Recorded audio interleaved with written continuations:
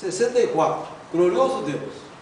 Glorioso Deus, que está nos céus, conselheiro és, contra o revés, se há que trevas há, me iluminará, na tribulação, nele os crentes firmados estão. Ó, quão bom é nosso Deus, tu preparou para os seus, que por ele chegarão, satisfeitos a sua mansão. Vindo a morte dá golpe em meu lar, então eu pensei, onde acharei paz que satisfaz, pois Jesus me traz, oh, que me é mistério que me possa aqui conter. Ó, quão bom é nosso Deus, tudo preparou para os seus, que por ele chegarão, satisfeitos a sua mansão. Vindo a morte dá golpe em meu lar, então eu pensei, onde acharei paz que satisfaz, pois Jesus me traz, oh, que me é mistério que me possa aqui conter. Ó, quão bom é nosso Deus, tudo preparou para os seus, que por ele chegarão, satisfeitos a sua mansão. Longe do meu lar, sinto eu pesar, mas o bom Jesus dá-me sua luz, e minha alma diz, estás em mim feliz, estou contigo aqui, estarás assim comigo ali. Ó, quão bom é nosso Deus, tudo preparou para os seus, que por ele chegarão, satisfeitos a sua mansão. Peregrino sou, mas em breve estarei, onde ficarei, sempre com sua grei, lá hei de gozar seu amor sem par, grato cantarei, aleluia, ao grande Rei. Ó, quão bom é nosso Deus, tudo preparou para os seus, que por ele chegarão, satisfeitos a sua mansão. Amém. Podem aplaudir o Senhor. Amém. Vamos meditar em Apocalipse 14, versículo 12. E assim diz a Escritura. Apocalipse 14, 12. Aqui está a paciência dos santos. Aqui estão os que guardam os mandamentos de Deus e a fé de Jesus. Amém. Amém. Soberano Deus, eterno Pai, grande é o teu poder, a tua graça e a tua misericórdia, Senhor. Nós louvamos esse instante bendito após ler essa porção gloriosa da Escritura Sagrada. Pai querido, Pai celestial, Nos abençoe nessa noite. Ó Pai, e revela os nossos corações as suas grandes verdades. Nós te agradecemos por tudo e por essa dimensão que vivemos, em nome de Jesus Cristo. Amém. Amém. Podem aplaudir o Senhor Deus, podem assentar. Nós estamos vivendo a mensagem 16 desta primeira trombeta e já totalizando 1045 mensagens. E hoje é dia 24 de abril, quinto mês lunar, e nós estamos já vivendo o quarto sábado do mês da Igreja do Senhor Deus. E daqui 5 dias, né, nós teremos outro culto, né? Estaremos reunidos novamente, um dia de sábado novamente. Né? A gente vai vir aqui para meditar nas Escrituras Sagradas. Parece que o irmão Bontus deveria estar viajando, né? Mas eu vou vir aqui, né? Junto com os irmãos, nós vamos meditar nas Escrituras, né? E depois, no outro dia, teremos o nosso culto, né? O nosso sábado espiritual. Mas, amados irmãos, os dias se passam, as horas se avançam. Nós recebemos uma visita, né, do presbítero da Assembleia de Deus, que não vejo em torno dos 14, 15 anos, aproximadamente, não sei, por aí. E a gente conversou um pouco, ele quer me visitar, quer ir até a minha casa. Então vou marcar um dia para ir lá e para ele também falar dessa mensagem. Né? E ele está me contando de algumas coisas que a gente profetizou naquela época e elas aconteceram. Né? Inclusive com a lamentável morte do filho dele, né? Que também Deus me usou para conversar com aquele rapaz, mas lamentavelmente a fatalidade ocorreu. E ele vai voltar para a gente conversar. E eu queria também rever a esposa dele, que sempre foi uma pessoa que me tratou com muito amor, com muito carinho, né? A irmã Benedita, né? Eu conheço há muitos anos, só que há muito tempo também não vejo. Eu não sei se eles se mudaram de Campo Grande, não sei. Sei que não os vi mais, mas veio, me procurou, encontrou aqui o templo, né? Se alegrou muito de me ver e quer conversar comigo. Então nós vamos ter esse diálogo, né? Santo e bendito. Né? E ele ainda disse para mim ali: o senhor está do mesmo jeito, na mesma postura. Ainda falei para ele sobre o comércio da fé. Eu falei: é verdade, o comércio da fé. Então, lamentavelmente, abre-se portas de igreja para a comercialização daquilo que de graça nós recebemos, que é a palavra do Senhor Deus. Meus amados, irmãos em Cristo, nossa nação viveu dias aí, grande movimento, né? Da Jornada Mundial da Juventude, né? Em que o Papa Francisco esteve aqui no Brasil, né? Fazendo a sua visita, fazendo o seu proselitismo, né? Pregando aquilo que ele acha verdadeiro. Né? Então, o país viveu esse tempo, né? E nós ficamos em oração, né? Porque a vida dele reforçou que nós estamos certos.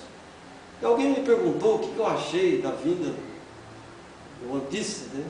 Ela é boa, porque ela reforça a minha fé.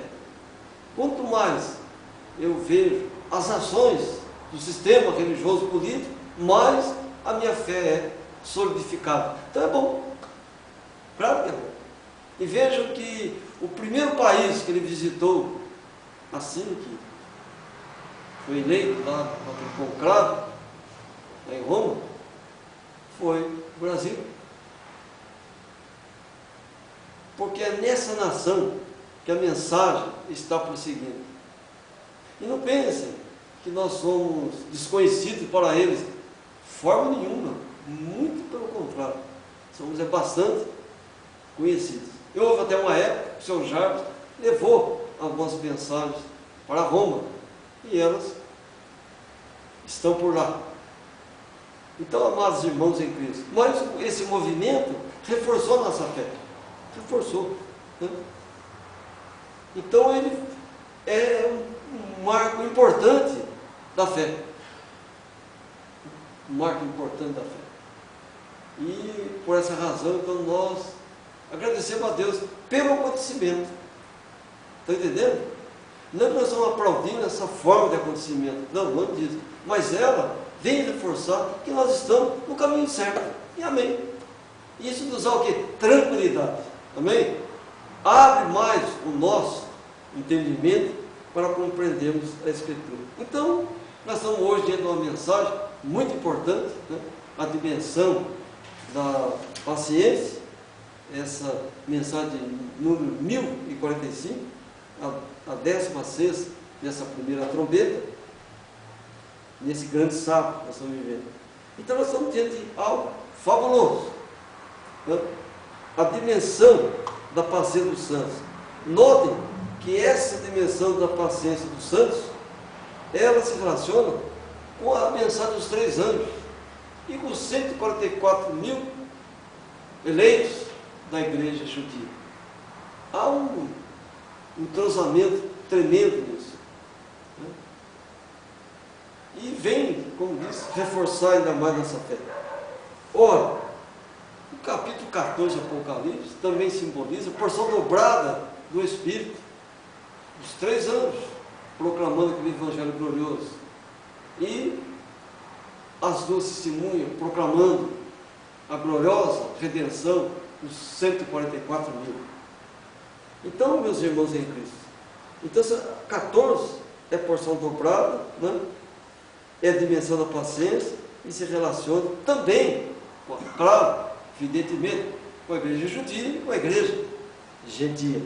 Então nós vivemos os 9 sinais do cristão da palavra, o que nos vai aperfeiçoando diuturnamente, isto é, dia e noite. A todo momento nós estamos sendo aperfeiçoados. E nós sabemos que o relógio de Deus é a volta do povo judeu para Israel. E eles estão voltando. Eles estão voltando. E mais uma vez a voz se cumpriu. Capítulo 8, versículo 11. Que as pessoas saíram de várias partes do mundo procurando a palavra. E não a encontrariam. Ó, isso aconteceu aqui. O povo veio atrás de quê? Da palavra. Amém? As pessoas vieram atrás da palavra. Quando aquele jovem chegou até Jesus Cristo, ali, Jesus poderia renunciar a tudo e segui-lo. E aí para renunciar? Um mancebo de qualidade, né? Também chegou ali um jovem. Agora os jovens vieram, né? Até aqui o país, em busca de quê? Da palavra. Palavra. Eu acho que ninguém vai a uma missa do povo católico para louvar o diabo. Não, ele vai lá para adorar ao Senhor Deus. Né? Agora precisa ver se essa adoração está de acordo com as Escrituras. Eis a questão. Muitos adoram a Deus, ou muitos criam os seus próprios deuses. Né? Há muitos deuses. Eu preguei uma mensagem, deuses e mais deuses. Há Deus de toda forma. O homem criou seus deuses. Então, em consequência, ele criou o quê? As Bíblias paralelas. História de Santa Teresinha, história de Santo Antônio, história de São Pedro, história disso, história daquilo. Não tem esses livros nesse sentido? Né? História do budismo e outras coisas mais. Como eu vi agora, me deram um livro, né, examinar sobre o Esperanto, né? A língua criada por Zamenhof, em 1887. Ele nasceu em 1809, então 1847 que ele fez, nasceu em 1809, e Deus o recolheu em 1917. Então ele escreveu sobre o Esperanto, criou o idioma Esperanto, que é a língua, a voz da besta. Eu já preguei também sobre isso há muito tempo atrás. Eu qualquer dia eu vou voltar aqui a falar sobre o Esperanto, os irmãos em particular. Mas há uma mensagem nesse sentido, né? Fala sobre o Esperanto. é um idioma, ele é internacional, é reconhecido inclusive pela ONU, né? E também aqui pelas autoridades brasileiras.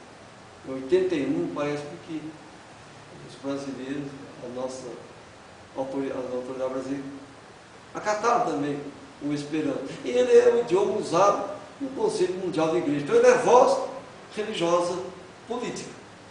Né? Nesses encontros deles, eles usam o Esperanto. Mas, em particular, é um idioma do espíritas, usam muito o Esperanto. Então, amados irmãos, em Cristo, e esse Zamenhof que eu falei, Lázaro Zamenhof, nasceu na Polônia e era de origem judia. Né? Então, vejam que essas coisas aconteceram tudo agora, nesses dias. Né? Veio esse livro na minha mão, já havia lido algum tempo atrás. Né? E a pessoa me deu, expliquei para ele o que significava. Não, mas vou levar. A Bíblia diz: examina tudo e retende o bem. Se tiver algum bem ali, vamos reter, né? Se não houver, vamos renunciar. Né? Mas, amados irmãos em Cristo, como diz, nós vivemos os 9 sinais do cristão na palavra. Nós vivemos o assim, diz o Senhor. E isso nos faz, ou melhor, nos coloca numa posição privilegiada, estar assentados em lugares celestiais em Cristo. Fala em Efésios. Então isso para nós é um privilégio muito grande. Nós não somos uma denominação, nós não somos religiosos, não, nós somos cristãos da palavra. Mas o profeta pregou sobre esse estatura do varão perfeito aqui em 2 Pedro, capítulo 1, um pouquinho para trás aí, capítulo 1, no versículo 5 até o 7.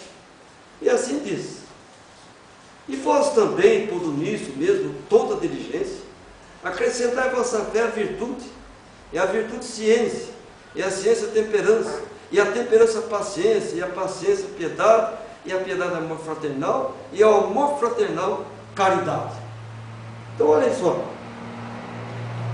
nós temos aí 7 dimensões. Nós temos a fé, virtude, ciência, paciência, piedade, amor fraternal, caridade. 7 dimensões nós temos. Então veja que a paciência, ela está em equilíbrio. Pode estar bem no centro, pode notar. Antes dela tem temperança, virtude e fé. Depois dela tem piedade, amor fraternal e caridade. Ela está no centro. No centro. Então, ela é o que é? A paciência converge as outras. Ou, podemos dizer, interliga as outras. Então, ela tem um papel fundamental. Mas veja, para a gente chegar até na paciência, nós temos que acrescentar a fé, virtude. A virtude, nós temos que acrescentar ciência, temperança, para nós chegarmos até a paciência. E Paulo fala que das tribulações vem a paciência. E com a paciência adquirimos a experiência. E com a experiência atingimos a esperança. E a esperança não traz confusão, porque é o amor de Deus derramado nos nossos corações. Então a paciência dos santos é algo muito sublime. E nós temos que ter paciência, tanto espiritual como natural. Nós precisamos ter essa paciência. Nós somos afligidos, nós somos atacados. Então, tudo há um fundamento. A vida desse pastor tem um significado. Tem um significado. Porque liga alguma coisa lá no passado. Eu fui levar mensagem a outros rincões da pátria, mas fui atrapalhado por pessoas sem escrúpulos, né? Tumultuaram o ambiente. Mas eu levei o assíduo do Senhor até lá. Então percebam que tudo faz sentido. O apóstolo Paulo diz: tudo contribui para o bem daquele que ama Deus. Quem é que ama Deus? Aquele que tem a paciência dos santos, que tem a fé de Jesus, aquele que guarda os mandamentos do Senhor. Nós somos filhos de Deus. A Bíblia diz que nós não pecamos, porque a semente dele permanece em nós, e quem tem a semente dele não pode pecar. Não há como pecar. Então perceba que a fé, ela tem que ser revelada, e não uma fé fabricada. Nós não somos crentes manufaturados, crente fabricado. Não, nós não fabricamos crentes, nós não fabricamos fé, não vivemos de Bíblias paralelas, mundos paralelos. Não, gente, nós vivemos assim, diz o Senhor. Nós cremos na Escritura como um padrão, e amém. E vivemos uma mensagem profética.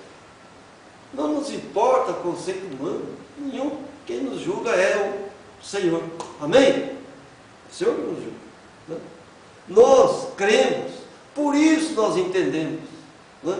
Quando se quer já a fé teológica, ela quer entender para depois crer. Nós cremos, por isso nós entendemos. Como entender um livro que foi escrito em épocas diferentes e colocado numa ordem cronológica tremenda dos acontecimentos? Muitos que escreveram a Escritura, um não conheceu o outro. O próprio Paulo não conhecia um dos apóstolos, foi encontrado muito tempo depois, 18 anos depois que ele encontrou. E aí ele ficou com Pedro ali 15 dias, está aqui em Gálatas. Depois ele de 2 aos Coríntios, Gálatas capítulo 1. Qual que ele diz aqui? Gálatas capítulo 1. Aqui. Ou eu falei 18, perdão, é versículo 18. 1,18. Depois de passados 3 anos, fui a Jerusalém para ver a Pedro e fiquei com eles 15 dias. Então, meus amados irmãos em Cristo, Paulo conviveu com eles, mas pregava a mesma mensagem, falava, quer dizer, assim, ó, andava nas mesmas passadas. Aqui sim, no capítulo 2 de Gálatas, versículo 1, que ele diz, ó, depois de passado 14 anos, subiu outra vez a Jerusalém com Barnabé, levando também comigo Tito, e pregando o batismo em nome do Senhor Jesus Cristo, assim como Pedro fez no dia de Pentecostes. Então, a fé então não é intuitiva, nós cremos, por isso, entendemos. Né? Nós sabemos que o homem tem 5 entradas: tato, visão, fato, paladar e audição. A sexta dimensão é a fé, e a fé pode ser uma fé revelada ou uma fé teológica, fé intuitiva. Então Deus tem nos abençoado. Nós não vivemos de fé teológica, nós não estudamos Deus. Está em São João 4,24, porque Deus é Espírito, importa os que o adorem em Espírito e em verdade. Então nós adoramos o Senhor pela revelação das Escrituras. E aí está o que? A paciência dos santos, nos quais Satanás não tem poder de colocar as características da besta. Não tem. Deus tem nos guardado isso. Então veja, agora, a fé revelada, ela não é estática. Não, ela é evolutiva, ela é ordenada e progressiva, ela é aperfeiçoada, mas não é anulada, né? E santificada por essas 7 dimensões: virtude, ciência, temperança, paciência, piedade, amor fraternal, caridade. Essas 7 dimensões vai fazer com que a nossa fé seja gloriosa. E aí está a paciência dos santos. Outra, paciência em esperar o Senhor nos revelar, não dar passos sem firmeza nenhuma. Até eu sempre falo que os meus passos são silentes e firmes, ou seja, silenciosos, até lentos, mas firmes. A gente dá uma passada, cada mensagem é uma passada, mas ela é firme, ela é segura, porque ela está o quê? Alicerçada pela verdade. Então isso isso nos dá graça, isso nos ajuda, isso nos leva a uma posição gloriosa. Então essas 7 dimensões nos levam a atingir a estatura do varão perfeito. Então nós estamos em processo de restauração. Filipenses 1,6 está lá, seremos aperfeiçoados até o dia de Cristo. Então, até o dia de Cristo, nós vamos sendo aperfeiçoados. Nosso espírito vai sendo aperfeiçoado. E isso tem sido glorioso nas nossas vidas. Então a pirâmide, ela está em 9 dimensões. 9 dimensões. E a pedra de esquina é Cristo. Ela que completa essa pirâmide. E foi exatamente a pedra de esquina que foi rejeitada pelos sábios naquela hora, mas aceita por nós. Ele veio para os seus não receberam. E diz Zacarias: fui ferido na casa dos meus amigos. Olha, ele continua sendo ferido ainda. Mas não na casa dos amigos dele hoje, mas na casa dos gentios. Imagine, ferido na casa dos amigos e ferido na casa dos gentios. Então, amados irmãos em Cristo, nós temos que obter a fé de Cristo. E não apenas temos a fé em Cristo. Nós temos que ter a fé dele, não a fé nele. Agora continua. Agora a dimensão religiosa política, ela expressa mais ou menos a fé em Cristo. Porque eles falam em Cristo, pregam sobre Jesus, mas batiram no Pai, do Filho e do Espírito Santo. Falam em Jesus Salvador, mas adoram a Maria. Então essa fé em Cristo, sabe que ele tem poder, mas não quer viver a fé dele, né? Que ele falou: todo aquele que crê em mim fará as mesmas obras que eu faço. Ora, então, para fazer as obras dele, nós temos que ter a fé dele, não a fé nele. Estão entendendo a minha colocação, nossa colocação? Então, a dimensão religiosa e política é a fé em Cristo. Ora, o Papa Francisco, o 8º rei da Babilônia, afirmou categoricamente possuir a fé em Cristo, e não a fé de Cristo. Que se ele possuísse a fé de Cristo, a pregação dele seria outra, a mensagem seria outra. Mas como ele tem a fé em Cristo, é essa mensagem. A religião fala em Cristo, os políticos falam em Cristo, mas não vivem Cristo. Amém? Não vivem Cristo. Então o movimento da Jornada Mundial da Juventude, né, deixou isso bem claro. Eles têm a fé em Cristo, mas não possuem a fé de Cristo. E eles vieram o quê? Atrás da palavra, mas não a encontraram. Encontraram dogma, encontraram crença, encontraram costume de igreja, encontraram filosofia, encontraram até atos de bondade, né? Ações boas. Sim, mas isso não é o suficiente. Né? Não é o suficiente. Nunca foi.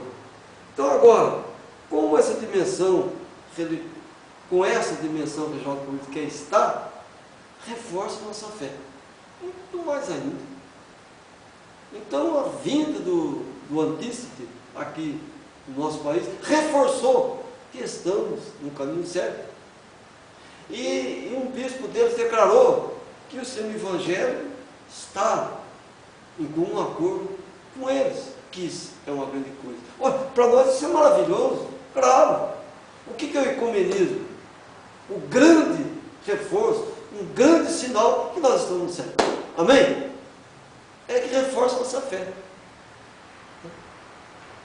Até eu ouvi um adágio popular, um tempo atrás, diz assim: é melhor você aprender com o erro dos outros. Você vê a pessoa cometendo aquilo lá, aquilo lá não é bom, não vou praticar aquilo. Do que você sofrer aquilo e ter que aprender com o seu erro. Melhor que aprender com o erro dos outros. Bem melhor do que sofrer esses erros. Então, amados irmãos em Cristo, então esse movimento deixou bem claro que nós estamos no caminho certo. Nós temos a dimensão da paciência. Imagine, 3 milhões de pessoas compareceram naquele evento, né, no último dia, né, do evento. E nós somos aqui 6 pessoas nesta noite, nessa mensagem. Olha, 3 milhões para 6, seria um quantitativo desanimador, né? Uma proporção sem tamanho. Mas eu lembro da arca, só entraram 8 na arca. Ló e as suas filhas, 3.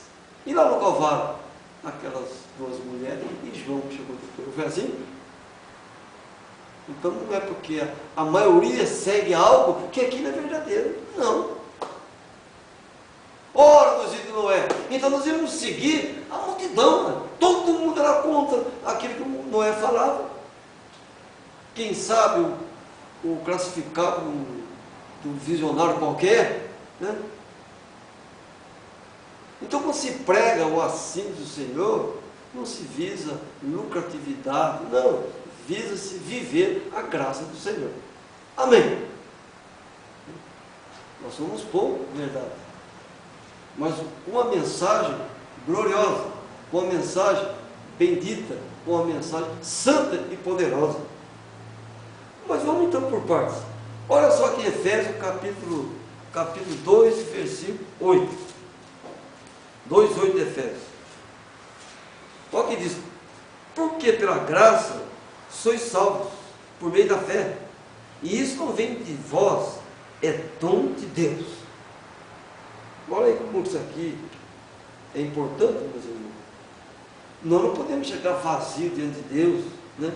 Nas 3 festas anuais, porque a paciência dos santos, a fé de Cristo é que nos fortalece e nos dá graça para prosseguir. Por isso, pela graça, nós somos salvos. Né? Ainda diz o versículo 9: não vem das obras para que ninguém se glorie. Tem muita gente fazendo obra. Sim, mas está a graça de Deus nessa obra? Lá nos dias de Noé, quantos construíram a arca? Centenas de homens. Mas quantos ficaram na obra? 8 pessoas. Você pode estar fazendo uma obra, mas não é uma obra que está de acordo com a Escritura. Você não está fazendo nada. Não está realizando nada. Agora vamos para o versículo 11. Olha o 11. Portanto, lembrai-vos de que vós outro tempo eres gentios na carne, e chamados em circuncisão, pelos que na carne se chama de circuncisão, feita pela mão de homens. Sem Cristo não somos nada. Sem a promessa da redenção e desprovido, né, da esperança, estamos perdidos. Né? Por isso que ele está afirmando isso aqui para nós. Ó, nós éramos gentios, mas Deus nos transformou. Através de quê? Lá do batismo, em nome do Senhor Jesus Cristo. Ali nós mudamos de dimensão. Ou melhor, fomos ocupar a nossa verdadeira dimensão de filhos do Senhor Deus, ainda no meio dos gentios. Então nós não somos gentios. Nós não somos, irmão, raça francesa, alemã. Não. Nós somos filhos do Senhor Deus. Nós somos Isaac, filhos da promessa. Então, nós temos a esperança da salvação. Não estamos enredados com costumes. Não. A igreja está enganada pelo mundo, dominada pela ganância, pela fobia do dinheiro, dominada por isso. Abre-se portas de igreja visando rentabilidade. A casa não é de adoração do Senhor, não, adorar a rentabilidade. É o Deus desta hora, né? O capitalismo, né? Fala mais alto nos corações. Mas nós temos que viver o assim, diz o Senhor. E não tratados teológicos, crenças e costumes denominacionais. Nós não somos uma denominação. Nós não somos organizada religiosa e politicamente. Não. Nós somos ordenados e progressivamente pelas Escrituras. É totalmente diferente. A nossa posição é bem diferente. Então, o sistema religioso político traz sua dimensão no mundo paralelo. E o mundo paralelo tem ideias e mais ideias divergentes das Escrituras.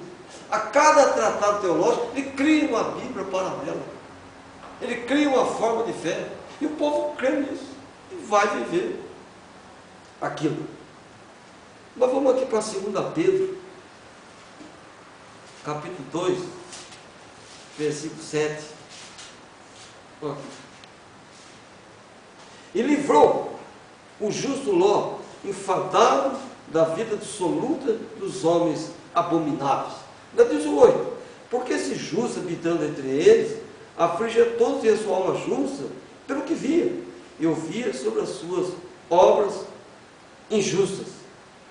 Ora, ainda diz mais aqui o versículo 9: assim sabe o Senhor livrar da tentação os piedosos e reservar os injustos para o dia de juízo, para serem castigados. Oh, amados irmãos em Cristo, então nós temos um privilégio.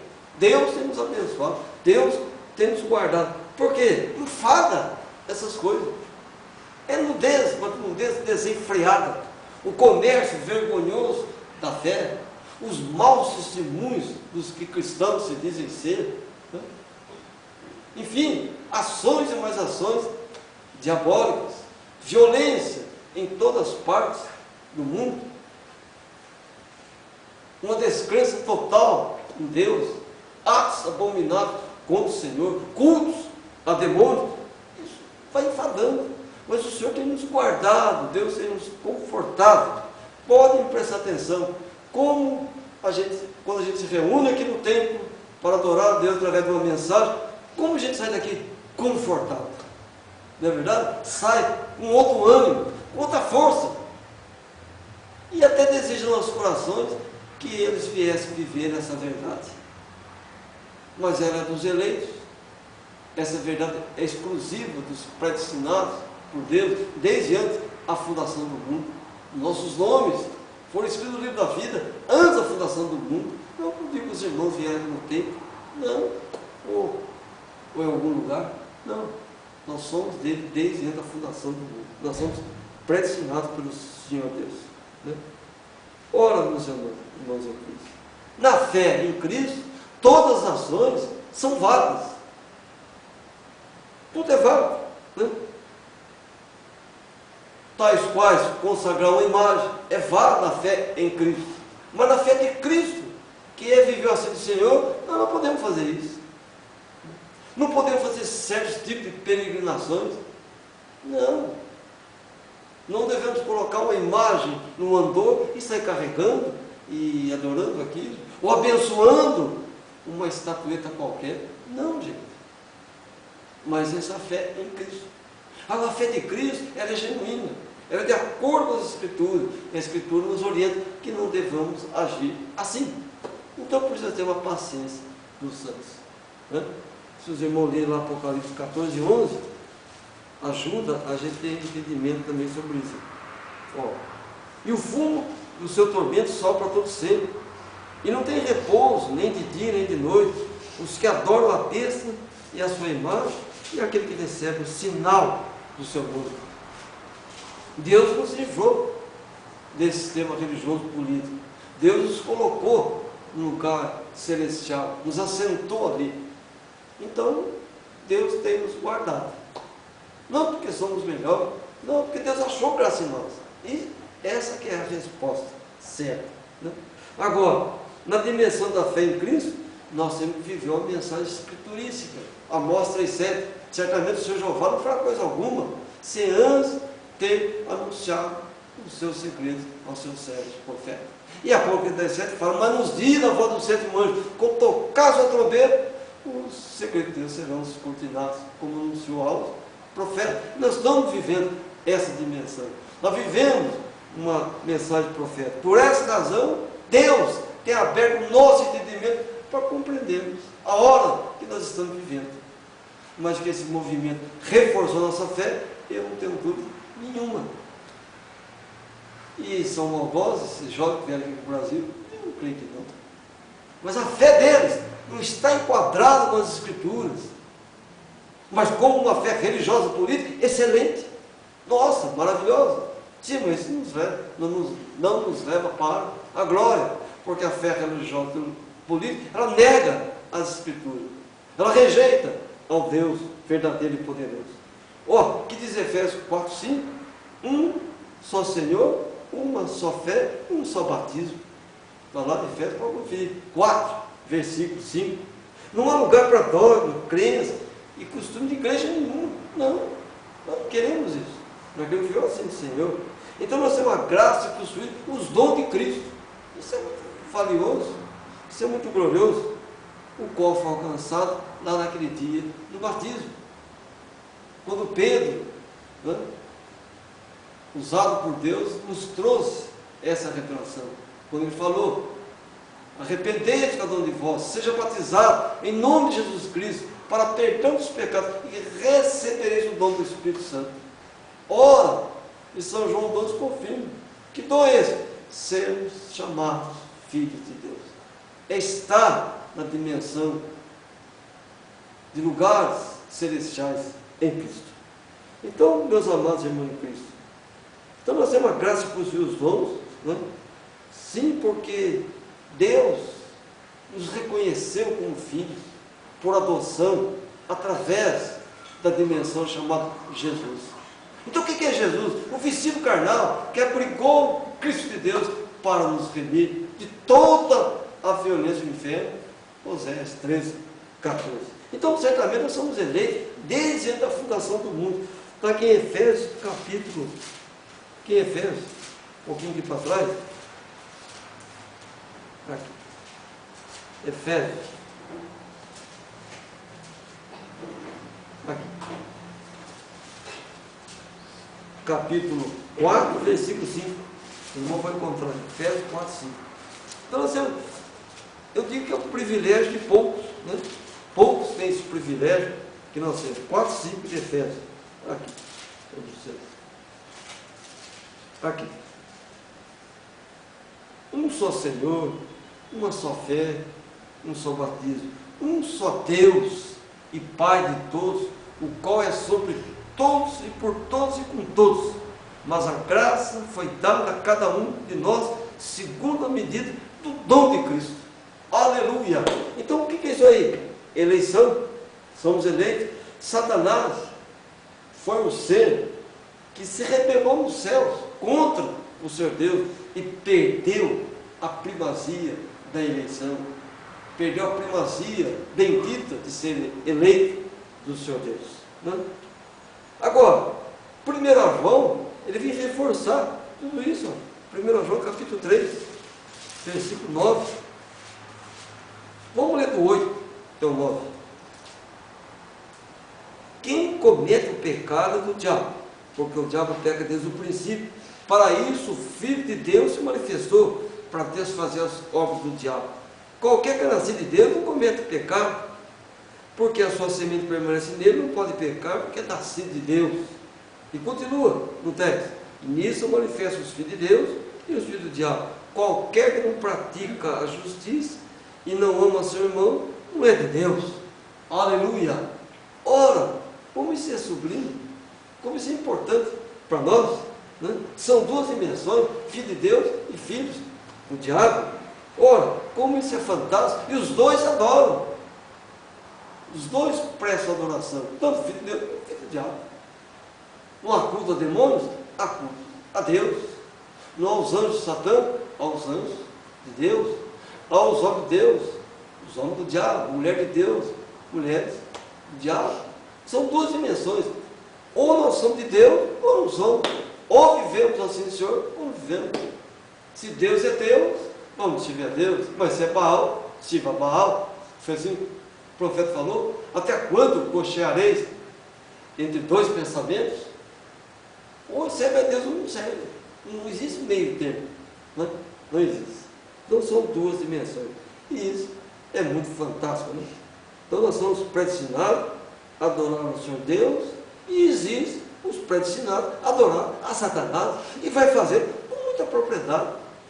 Quem sabe a Bíblia diz que os filhos das trevas são até mais prudentes que os filhos da luz. Eles marcaram o encontro e foram. Não foi assim? Eles foram o quê? Cumpriram com a promessa que fizeram ao Deus que eles tinham no seu coração. Então o filho das trevas, ele é mais prudente. Quem sabe, mais delicado. É verdade. Mas, amados irmãos em Cristo, Paulo disse aqui em Romanos capítulo 5, e isso aqui eu creio que seja algo importante, 5, capítulo 5, então vamos ler do versículo 1 até o versículo 5. Olha só: sendo, pois, justificados pela fé, temos paz com Deus por nosso Senhor Jesus Cristo, pelo qual também temos entrada pela fé a essa graça, na qual estamos firmes, e nos gloriamos na esperança da glória de Deus. E não somente isso, mas também nos gloriamos nas tribulações, sabendo que a tribulação produz a paciência, e a paciência é a experiência, e a experiência é a esperança, e a esperança não traz confusão, por quanto o amor de Deus é derramado nos nossos corações pelo Espírito Santo que nos foi dado. Glória a Deus. E quando foi dado o Espírito Santo? Logo depois nós descemos as águas em nome do Senhor. Então, isso aqui é privilégio dos predestinados. Vejam que guardar os mandamentos provoca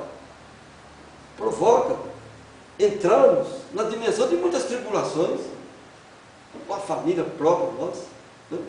E a Bíblia diz que os nossos inimigos são nossos próprios familiares, vai ter luta contra eles. Mas por quê? Nós estamos no caminho certo, nós queremos guardar os mandamentos do Senhor, e por essa razão nós somos atribulados. Mas aí vem a paciência. A paciência produz a experiência, e a experiência nos conduz à esperança. Então nós estamos sempre esperando em Cristo Jesus. 2 Timóteo 3,16 dá um conselho muito grande para nós. 2 Timóteo 3,16. Aqui, 3,16. Toda a escritura divinamente inspirada é proveitosa para ensinar, para redarguir, para corrigir, para instruir em justiça. Então vejam, meus amados irmãos em Cristo, Paulo está falando que há escrituras não inspiradas. Se ele está dizendo aqui que quando a escritura é inspirada, ela é perfeita, é porque existe escritura não inspirada. Aí estão os tratados teológicos, aí estão as ideologias, aí estão as filosofias de vida, aí estão as regras do mundo gentil. Mas são Bíblias, são escrituras.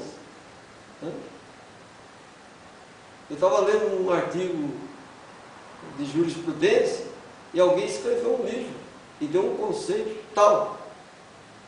O advogado pegou aquele conceito e colocou no processo. Por quê? É uma jurisprudência, é uma lei. Entendeu?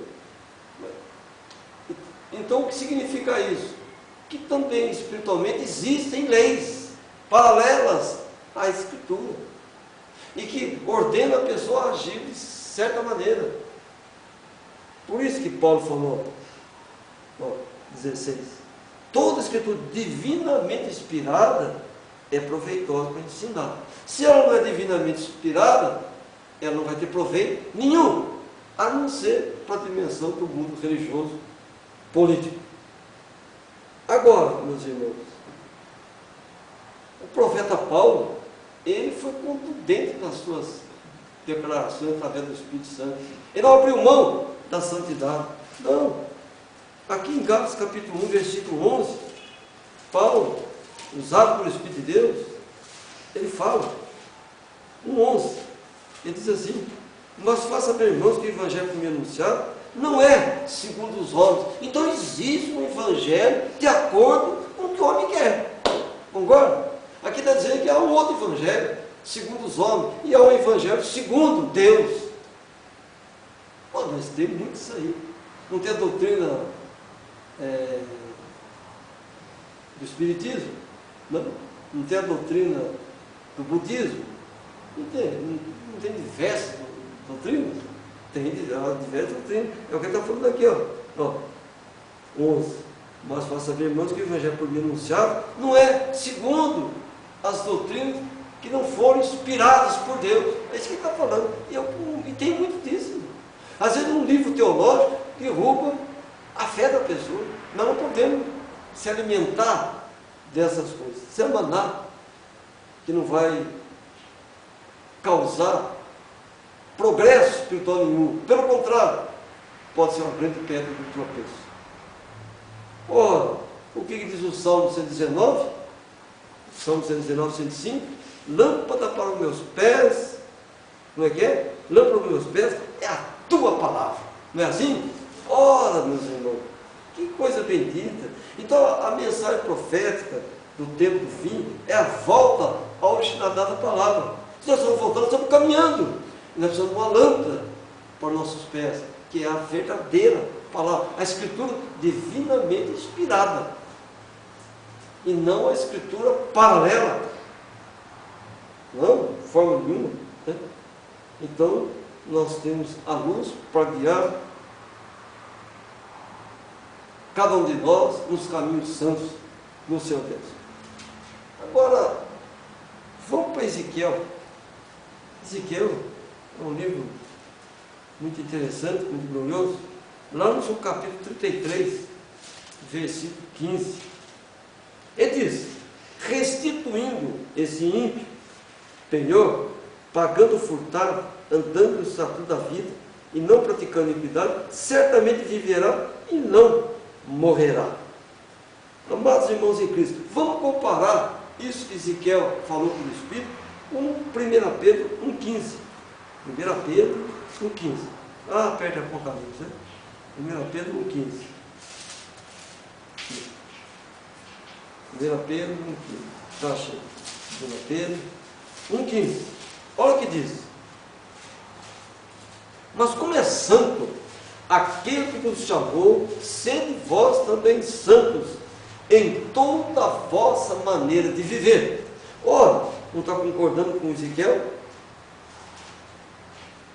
Aquele que roubava, não roube mais. Aquele que mentia, não minta mais. Aquele que tratava mal as pessoas, trata-as bem. Enfim, ser santo em toda a maneira de viver. Então, no nosso trabalho, nós temos que agir com honestidade, primeiro para conosco próprio e para com o nosso chefe, nosso patrão, não é verdade? Nós temos que ter santidade na nossa relação íntima. Nós temos que ter santidade no tratar com os filhos. Nós temos que ter santidade para com os vizinhos. Enfim, sede santo em toda a vossa maneira de viver, natural e espiritual. É o que está dizendo aqui, né? Ainda diz o 16, por canto está escrito, sede santos, porque eu sou santo. Aleluia! Glorificado seja o Senhor. Então que nós temos as 3 dimensões da graça: justificação, santificação, novo nascimento. Claro, santo em toda maneira de viver. Toda maneira, em toda a dimensão que nós entrarmos, vamos procurar viver em santidade. Por isso que eu sempre falo, como eu amo essa palavra, porque não há enredos, e sim a revelação das Escrituras. Deus nos ordena a ser honestos, conosco mesmo, né? Conosco mesmo, honesto para com o nosso próximo, seja ele ímpio, seja ele o que for, seja honesto para com ele, né? Quando Israel precisou amolar aquelas ferramentas lá com os filisteus, pagou o preço que eles cobraram pelo trabalho. Significa honestidade, ainda que o outro fosse ímpio, mas se prestou um serviço, não é verdade? Então nós temos que ser honestos, honrar o compromisso. Agora, amados irmãos, o profeta Isaías, eu tenho o livro de Isaías como profeta messiânico. Aqui no seu capítulo 59, versículo 1, vamos ler uns 3 versículos, vamos ver que coisa interessante. Ele diz: eis que a mão do Senhor não está encolhida para que não possa salvar, nem o seu ouvido agravado para não poder ouvir. Mas as vossas iniquidades fazem visão entre vós e o vosso Deus, e os vossos pecados encobrem o seu rosto em vós, para que vos não ouçam. Porque as vossas mãos estão contaminadas de sangue, os vossos dedos de iniquidade, os vossos lábios falam falsamente, a vossa língua pronuncia perversidade. Como é que Deus pode te ouvir? Como Deus pode nos ouvir se toda a nossa maneira de viver é ingrata, é de desonra? Como Deus pode nos ouvir? Não vai ouvir. Então o que divide a gente com Deus é o quê? Não guardar os seus mandamentos. Amém? Aí está a paciência dos santos.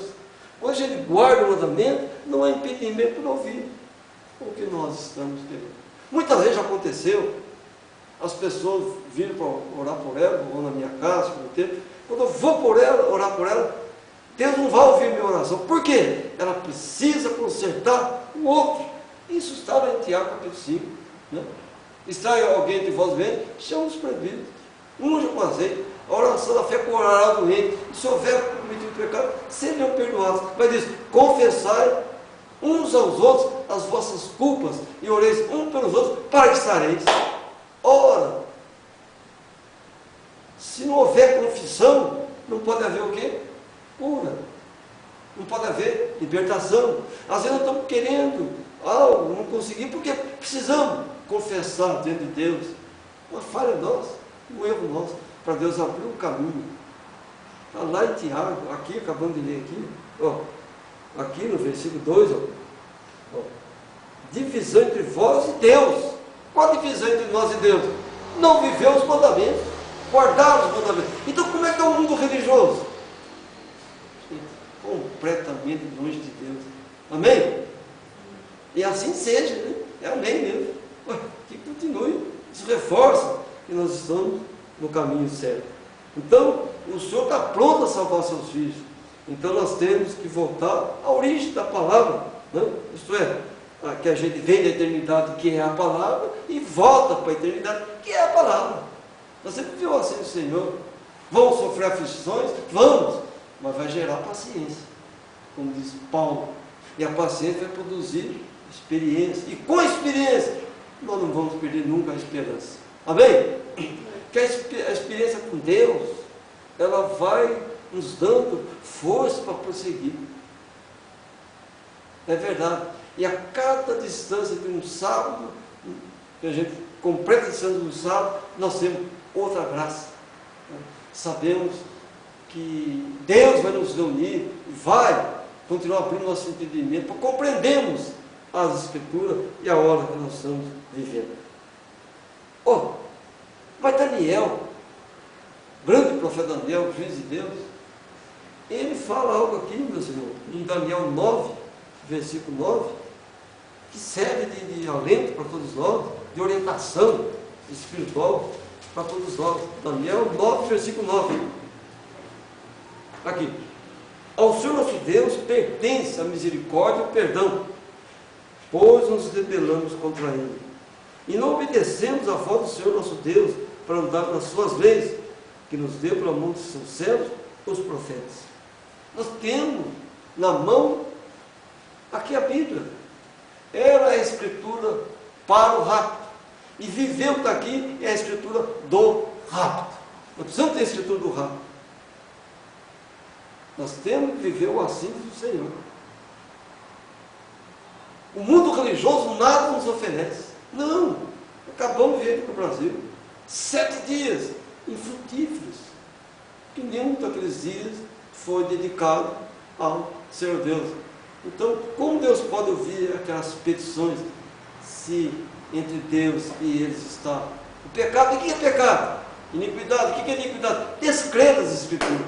Eles não vivem assim do Senhor. Não é? Ora, nós não podemos ser nestos, seja loucos e tardos, para compreendermos o quanto Deus nos ama e o quanto as horas estão avançadas. Mas agora vamos um pouquinho mais para frente, quando a gente terminar aqui em Salmos, capítulo 32, versículo 5. 32, 5. Confessei-te o meu pecado, e a minha maldade não encobri. Dizia eu, confessarei ao Senhor as minhas transgressões, e tu perdoaste a maldade do meu pecado. Louvado seja Deus. Vamos ler um pouco mais para frente. Porque todo aquele que é santo orará a ti, a tempo de poder achar, até no transbordar de muitas águas, essas a ele não chegarão. Glorificado seja o Senhor. Amados, vejam que privilégio. Em oração, confessarmos que falhamos. Em oração, confessarmos que cometemos algum desatino. É honroso reconhecer o erro diante de Deus e como Ele abençoa aquele que isso faz. Ó, Davi, ó Senhor, ele cometeu um erro, mas ele chegou ao Senhor: cria em mim um espírito reto, né? Não separe de mim o teu Espírito Santo, e não deixe, não permita de forma alguma que eu perca a alegria da salvação. Então ele teve esperança, teve tribulação, mas produziu paciência e esperança, porque teve uma experiência amarga e reconheceu que Deus era sublime e poderoso. E como diz em Tiago 5,16, confessai vossas culpas uns aos outros e orais um pelos outros, para que sareis. A oração do justo pode muito em seus efeitos. Não adianta eu chegar a confessar para a irmã confessar para mim um erro que ela cometeu. Não. Tem que ir naquele ao qual ela prejudicou e com aquele os dois se perdoaram. E confessar isso dentro de Deus. E amém. Então, aí está a paciência dos santos, dos que guardam a fé de Jesus. Nós temos a fé de Jesus. O que é a fé de Jesus? É a revelação das Escrituras nos nossos corações.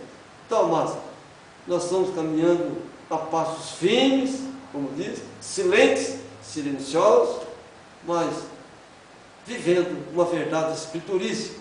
E isso que é muito importante. Amém? Somos povo, mas um povo cheio da graça e do poder de Deus. Então, fiquemos em pé e que o Senhor Deus abençoe cada um, abençoe o teu lar. Rogo a oração dos santos por mim e que Deus sempre me dê a oportunidade, vou abrir a minha boca, trazer a mensagem de fé, né? A fé no Filho de Deus, a fé que vence o mundo.